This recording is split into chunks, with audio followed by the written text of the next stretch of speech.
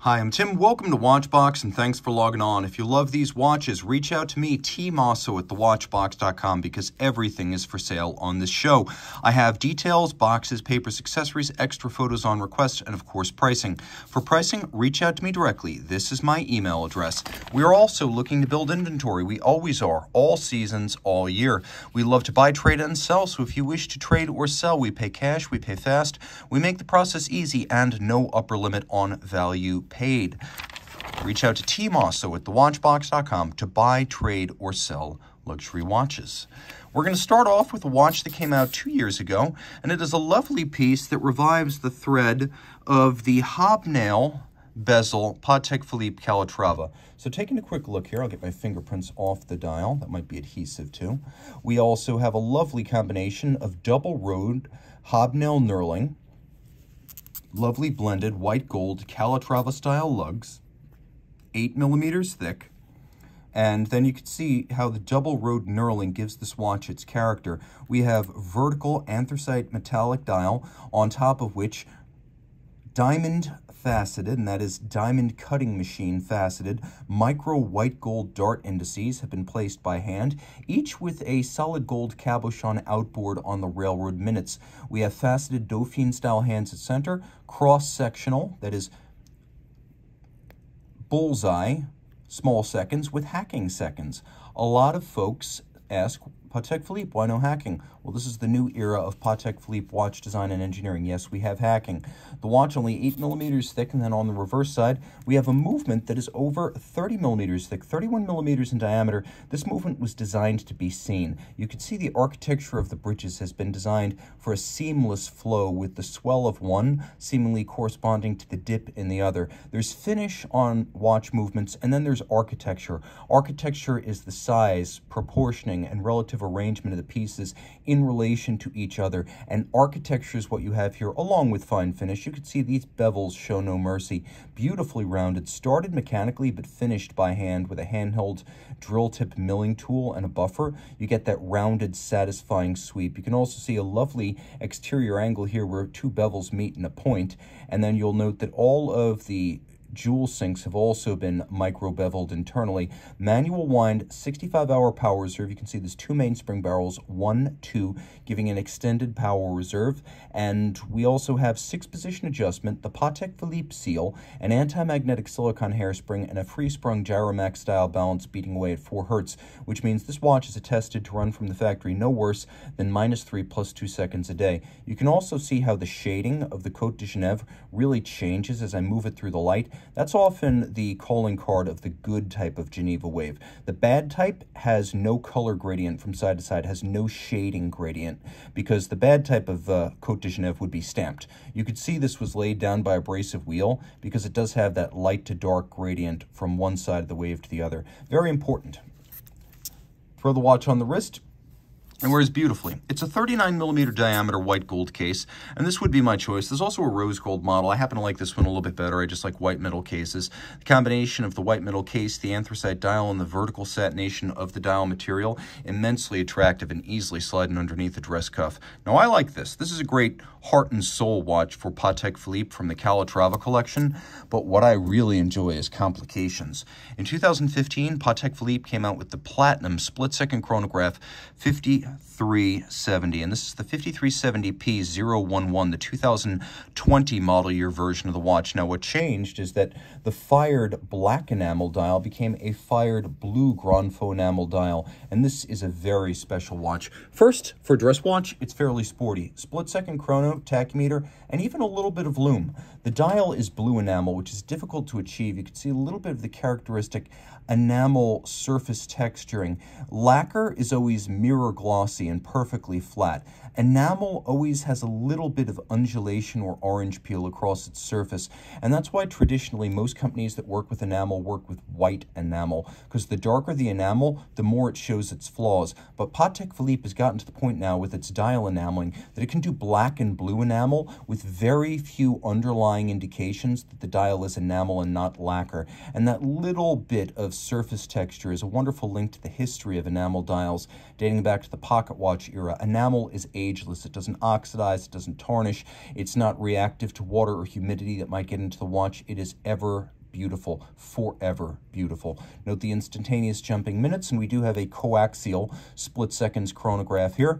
You can also appreciate that we have lovely white gold Breguet style Arabic numerals, and a feature that people often overlook on the 29535 platform, which is that the chronograph registers in the sub-seconds are actually dropped slightly below the center line of the hands at center. See how they're a little bit lower? Now the watch, like the Calatrava we just saw, is a modern Patek caliber that does have hacking seconds, as well as column wheel actuation. In fact, it has 2 column wheels. On the reverse side, you can see this movement really challenging the notion that Lange has stolen the crown of fine finish in mainstream horologerie. I mean, you can see right here, quite obviously, that the finishing is Geneva style. It's a different style than East German, but the quality is second to none. You can see the pincer system with decoupler for the split seconds. So when you activate the stop of the split, it's decoupled from the rest of the train and the chronograph drive, so when you stop the split, it doesn't drag and slow down the watch. The decoupler system is used by Patek, Lange, and a handful of other companies at the absolute peak of their game in the chronograph business. We have a pawl and a pawl wheel, instantaneous jumping minutes. The second column wheel is hidden under this forest of springs and levers. We have the primary column wheel, black polished and capped, and then we have a lateral clutch which has lovely sharp exterior points where bevels meet. You can see there's Côte de Genève across the brass bridges, and then all of the steel components of the chronograph are satinated across their top or black polished, and then mirror beveled on their side, which you can see fairly well from this angle. Yeah, now you can see that mirror beveling on the steel. 65-hour power reserve, 6-position adjustment, free sprung. Interestingly, the really high-end Patek watches use a conventional Breguet overcoil in metal as opposed to the silicone hairsprings, and the higher-level Patek watchmakers work with those kind of hairsprings and lateral clutches rather than vertical. So when you see a metallic overcoil and a lateral clutch on a Patek, you know you're looking at a flagship piece. Now, one interesting feature of the 5370 has always been the case band, where we have this pronounced recess that's contrast finished, so it's satinated compared to the polish of the case. And then we have these little white gold cabochons at the ends, and they are white gold. We'll throw this watch on my wrist. It's fairly large, at about 49 millimeters lug to lug, but I would happily wear it. It's a comfortable watch. It's a sizable watch. It's fairly thin for what it is. You can see that top Vesselton diamond between the lugs, reminding you this is a modern-day platinum Patek Philippe. See, it does fit. It's a comfortable watch. It's just really broad. So you're going to want a wrist my size or larger to wear this successfully, but 16 and up, your wrist's going to thank you. Okay, now I have something very special that's rare by any standard. Early de Bethune watches, the ones made prior to 2004, mostly with customer calibers. In 2004, they introduced their first movement, and I would say right up through about 2005, de Bethune was still building a reasonable number of watches with calibers that they brought in from outside and then customized to their purpose. And this is the DB12, which features that iconic conservative and classical early de Bethune case shape that was introduced on the 2002 DB1. Now you can see the cabochon tips or the ogival tips at the edge of the lugs, but otherwise you can see that this is a conventional round case. No floating lugs, no open dial, no Star Wars references, very classical. And this watch was launched in 2003. It is the DB12 calendar chronograph, and only 31 were made, of which 14 were the white gold model you see right here. So we are talking dozens, not hundreds, with these early de Bethune timepieces, whose production was sometimes limited by the number of new old stock vintage calibers the company could obtain.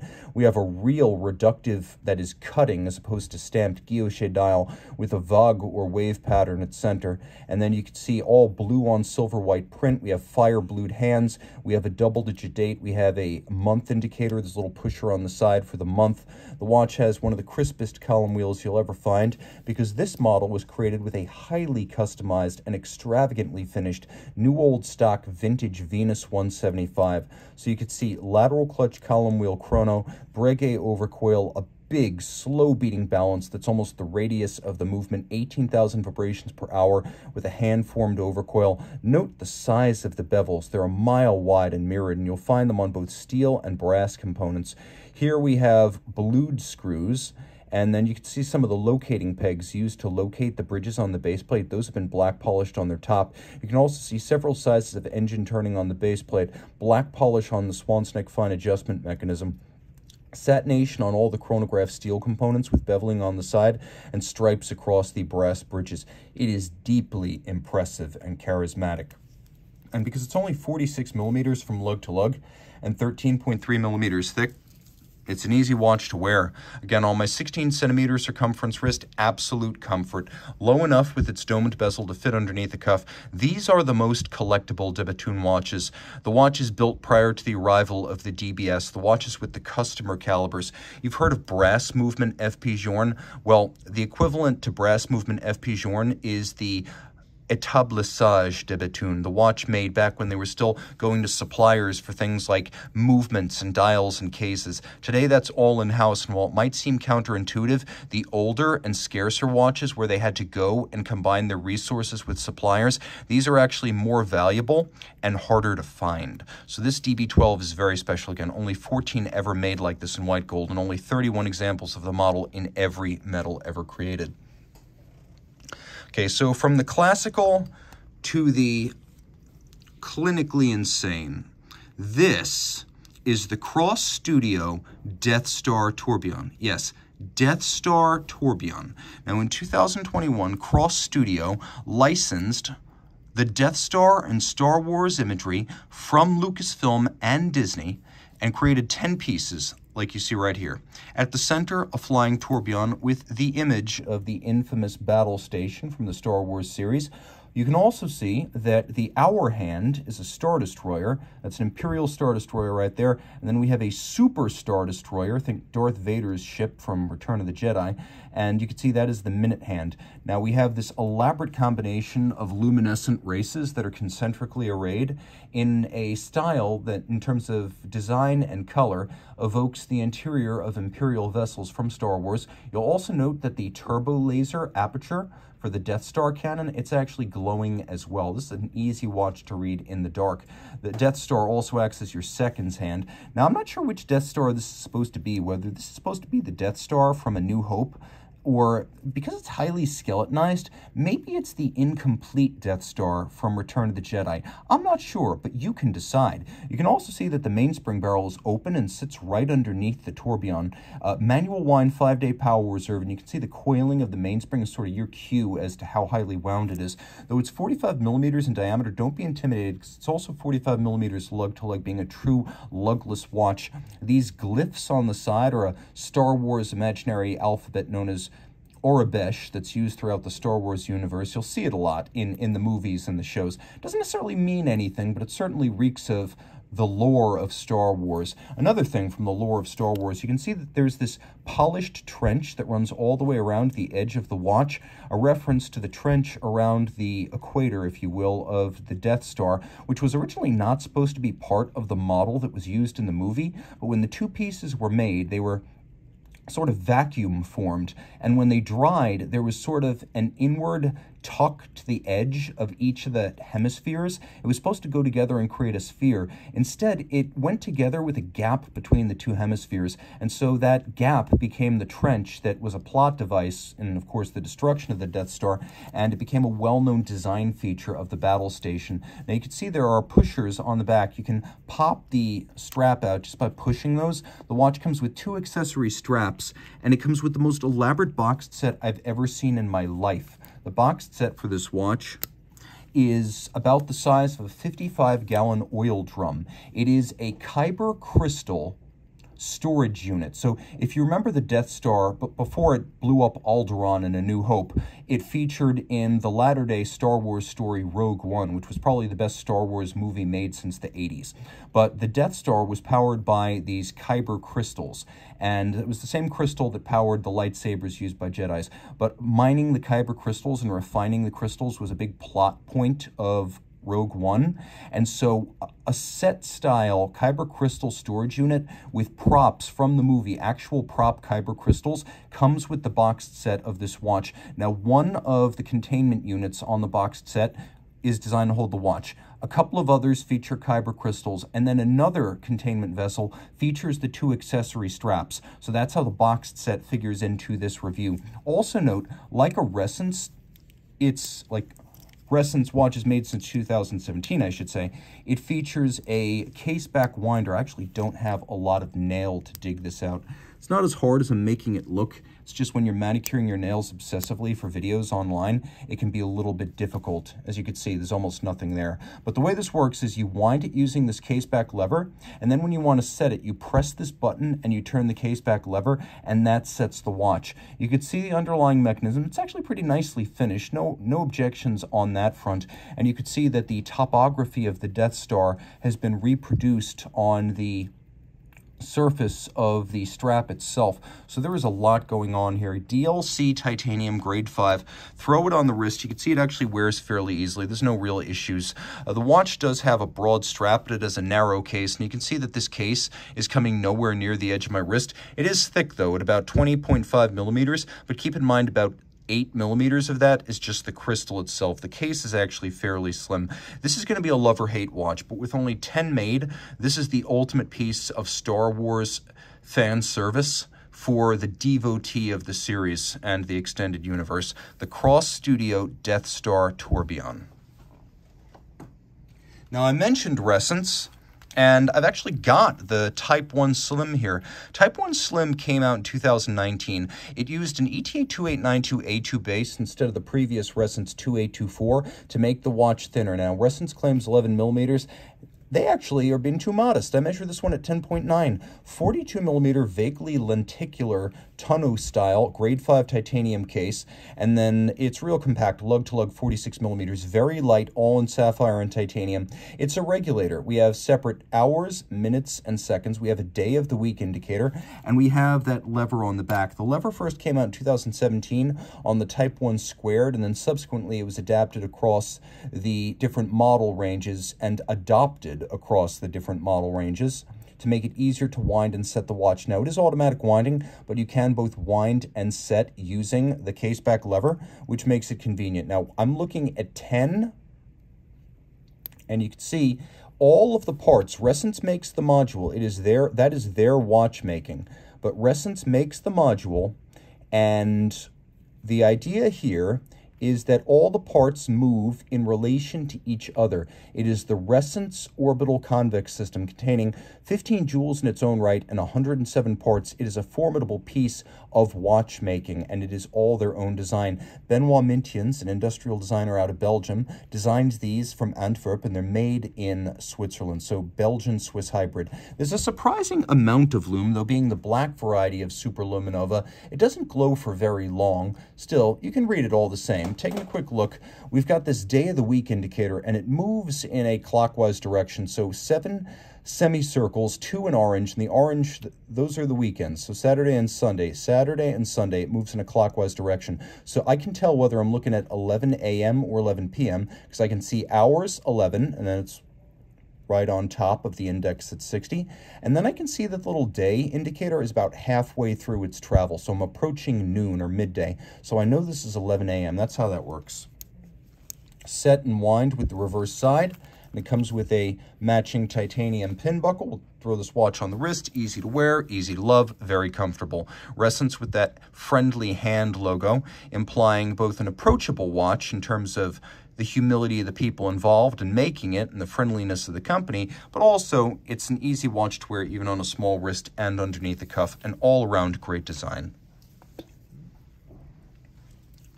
So, special editions now by magazines and blogs and enthusiast websites seem to be all the rage, and Hodinkee was one of the first in that regard, harnessing their well-known name to do low-volume collaborations with various manufacturers. This is the 2022 300-piece limited edition 38mm stainless steel Zenith Chronomaster Original for Hodinkee. So it has this lovely grayscale and salmon dial. It features the striking 10th complication that spreads 10 seconds of elapsed chronograph time over a span of 360 degrees to better stretch out the individual seconds. You can see the transition from 8 to 9 makes it easier to read the tenths of seconds for which the El Primero was known. Now, there have been a lot of El Primeros in the past that operated at 36,000 vibrations per hour, but on a small register or a small scale, it was difficult to actually read the tenths. Here, it's easy for me to see, for example, that I'm looking at 8 seconds and 2 tenths.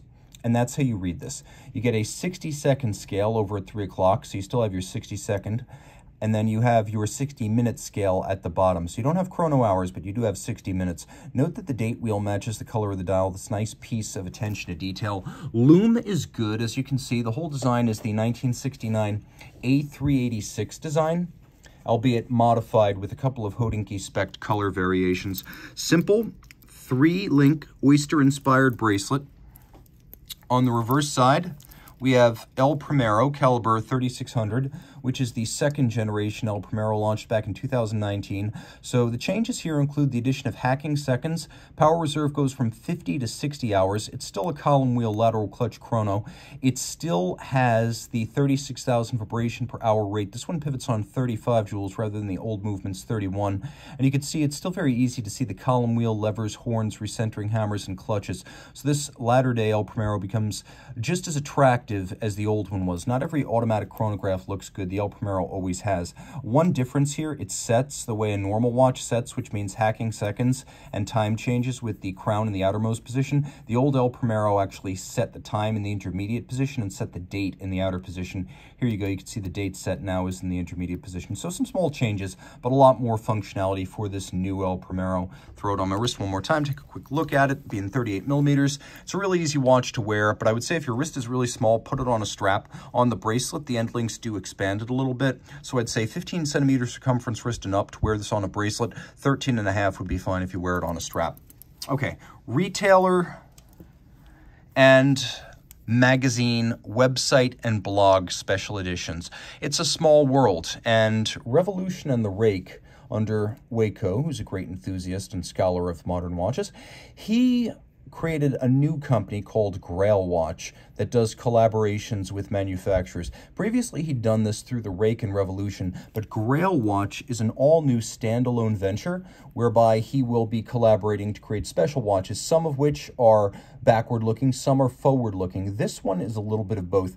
Based on the 1990s Franck Muller double chronograph split second, it is quite that. It is the Franck Muller double chronograph split second 30th anniversary, so celebrating 30 years of Franck Muller, and 30 pieces were made in stainless steel, 39 millimeters here. The double chronograph of the 90s featured a reverse with a counterclockwise rotating scale that allows you to gauge the pulse of a patient, the distance of an event for which you are able to hear a report or an explosion. This was originally created for gauging the distance of artillery impacts on the battlefield. And back in the 90s, you had the same thing where you fundamentally had a Valjoux 7750. Franck Muller created some modifications that extended the pinion of the seconds hand on the dial through the ball bearing for the 7750 winding system and out the case back. So you can have a scale on the front. See, we have a tachymeter scale for gauging speed. Then we've got the pulse scale for gauging pulses. Then we've got the telemeter, I should say, for gauging distance. And you can see there's even a tachymeter on the reverse side if you've got really good eyes. But this watch features a classical style in the Franck Muller world with these lovely welded-on lugs and the straight bar look with screws, although if you look carefully, they are ornamental, as spring bars are still used here to retain the strap. On the dial side, we have a lovely rosette-style guilloche, and some of the double chronographs had conventional center-mounted hour and minute hands. This one kind of subsumes the dial to focus on chronograph functions. It is a coaxial split second. Not all of the double chronographs of the 90s were. Some of them had the two sides, but not the retropont capability. And you can see it's coaxial with the primary chronograph, right, primary crown, I should say. Hours and minutes are read down at 6 o'clock. This is a 30-piece limited edition, so you're not going to see another one. Comes with a really nice commemorative boxed set. Inside, the Franck Muller modified caliber 7000, modified in two ways that were interesting. First, Richard Hobring's famous for creating a split-second Valjoux 7750 in the 90s. Franck Muller is not known for it, but he did it. He probably should be more famous, but his brand was smaller than IWC, which is why we rarely acknowledge this feat. Plus, there is the modification for the reverse scale, which is just very, very cool. All told, it has a 54-hour power reserve, because this is built on a more modern 7750 architecture, and now those architectures increasingly have over 50, over 60 hours of power reserve. So 54 hours of power reserve here, 39 millimeters in steel, split-second capability, automatic winding, double-sided, triple scale, very special, with a lovely combination of a white metal case and a silver on black dial. A really cool piece. And again, this is not expressly Revolution in the rake, but it is very much Waco through his new Grail Watch venture. And this was officially Grail Watch 2, the second collaboration.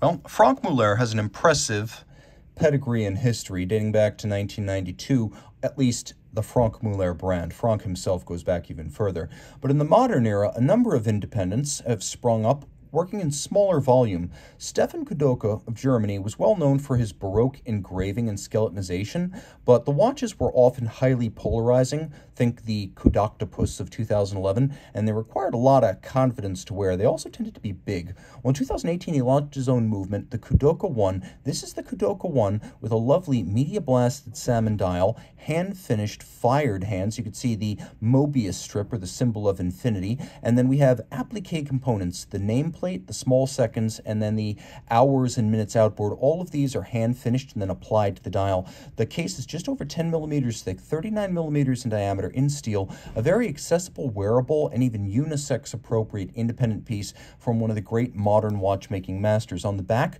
we have the Kadoka One movement, which was designed from inspiration drawn from the 19th century, early 19th century to mid-19th century, when we had watches from the likes of Moritz Grossmann and F.A. Lange being built in this style, and they in turn were often inspired by English pocket watches, which still led the world at the time. So you have a little bit of a fusion of Swiss, German, and English watchmaking here. And what do I mean by that? Well, there's also some Austrian, because this Kadoka One is based on the Habring A11, which in turn is based on the train architecture of the Valjoux 7750. So all these parts are either made by Stefan Kadoka or they're made in Austria by Habring. But there is distantly some 7750 blood here, and this is also related in some regards to the Habring A11, but it has a lot of attractive features, and the finish is superb. Manual wind.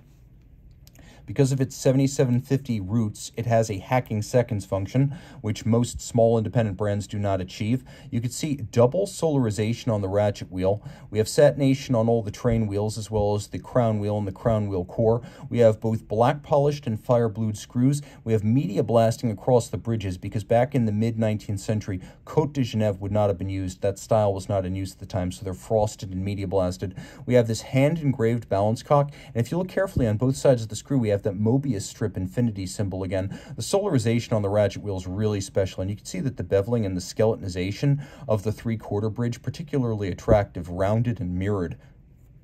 And we have this lovely beveled and satinated click. It looks good, it feels good. This watch is an absolute pleasure to wind and set. A 46-hour power reserve, a very cool and accessible way to get into independent watchmaking, with a small enough footprint on the wrist that even a petite man or a female watch collector can appreciate and enjoy this timepiece.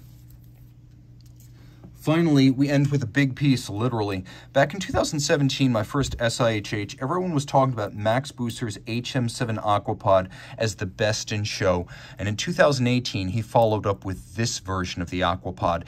In titanium with green accents, this is the Aquapod. Note, limited edition. They only made 50 pieces, and you can see that on the reverse side. So 50 pieces green in titanium, lume like you've never seen before, working with James Thompson of Black Badger using AGT ultra-luminescent material. And I guess this is as good a time as any to show you how the watch sets. There is a scrolling time system. You can see there's a little luminescent index at the base. So you see now, for instance, it is 4 o'clock.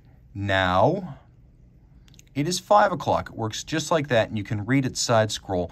At center is a tourbillon. This is a manufacturer movement from Max, and it has a 3-day power reserve. We'll get a little bit closer here. You can see it as a flying tourbillon with no upper bridge to block your view, and the MB&F double-sided battle axe motif, beautifully black polished, skeletonized, and beveled. You can see it's free-sprung with an overcoil hairspring and beats away at that stately and lovely traditional 2.5 hertz. 1 crown sets, 1 crown winds, though it is automatic winding. Some people say they see outer space inspiration here, but truth be told, it's supposed to look like a jellyfish or a Portuguese man of war, which is similar to, but not exactly like a jellyfish. There is a rotating bezel,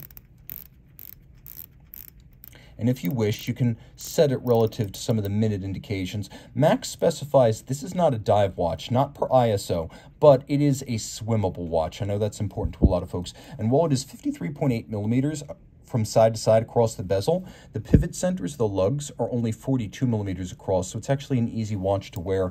On the back, we have these titanium tentacles. This is how a jellyfish, or at least a man of war, feeds itself, drawing its prey up. And then we have here a weighted rotor system that in turn provides the energy or food for the mechanism inside. And so that's the idea there. We also have the GNF Chatelain double deployant powered by a titanium leaf spring. It's a very secure system and beautifully made. You'll also see it on RM watches. We'll throw this watch on the wrist and you can see it really is an imposing thing, physically massive and an awesome sight. Although it's huge, remember, the pivot center between the lugs is really quite compact, so it sits comfortably. 20 millimeters thick, you better believe it, but if you're afraid of slipping this watch underneath a cuff, it's not for you. This isn't the kind of watch that you want to disappear underneath a sleeve. You want this one to stand loud and proud. Oh, by the way, the bezel is sapphire capped, which is a durability feature I love. Reach out to Team Mosso at thewatchbox.com for purchase and pricing details of any of these watches.